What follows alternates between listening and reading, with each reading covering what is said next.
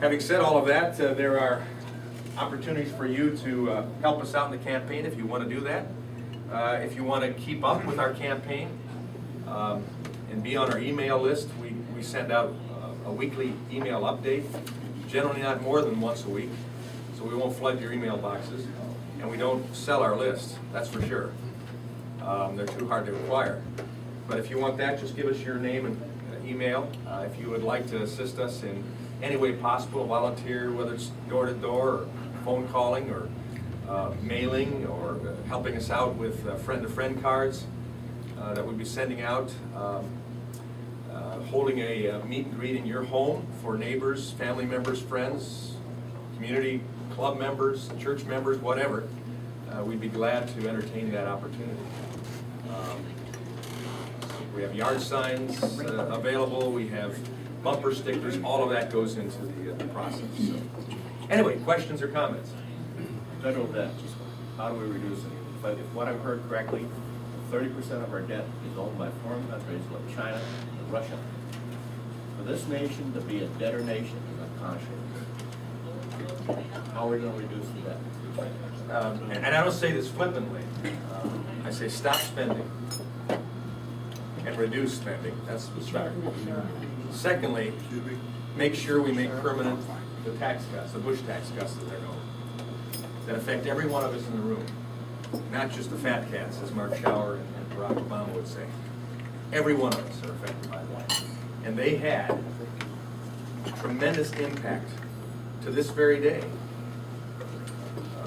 But it has to be two ways, cutting spending and reducing taxes. That gives more resources into the economic generator. And what's the economic generator? It's the private sector. It's small businesses. It's individual employees. It's people like yourself who will take those resources, save, invest, spend. And in every case, when government reduces its take, revenue goes up, not only in the economy for the private sector, but the government gets more, because when you're spending more, you're paying more taxes too, even though you have the tax rate that's lower. Then you have to have politicians that say, well, this largesse is coming, this glut of money is coming from a good economy, we can't keep spending. That's what happened here in Michigan. We had that surplus when I left office. Wow, how do I spend to get elected to a different position? Some of the following legislators did, and here we are today. So we do that. If we don't do it, there'll be countries like China who won't be even willing to loan us anymore. Exactly. And that's a good thing. Yep. But it's going to make it more difficult. You know, I've made a statement many times, and it's on tape here, numerous times. Folks, we have to understand that getting out of this problem is not going to be easy. It's not complex. There's a simple solution. But it's going to be a difficult pill to swallow. We're all going to go through some pain in order to get the gain. But unless we're willing to do it, we're going to only go through pain. Heard someone the other day say the difference between capitalism and socialism is the fact that while capitalism has its ups and downs, and we have our peaks and valleys, yet socialism only has valleys, only has tough times. It never gets better. Whereas capitalism, if we run it appropriately, we will have the corrections that take place. We get too fat and sassy, we do something stupid, we go into the valley. We change it around, and we have the opportunity to grow again. And I think that's where we have to be. So I'm committed to doing what I've always done, and speaking for reducing spending. And I think a simple way of doing that, and Congress probably has to do it this way, rather than doing it politically and say, we'll take this part, we'll take this program, we'll take this expenditure.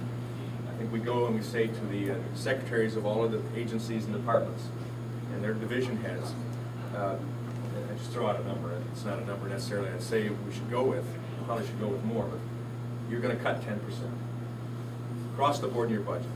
Don't care where you do it right now. You come back to us, show us your 10% across the board cut, we'll do oversight on it, but basically we're saying it's your responsibility to get it done.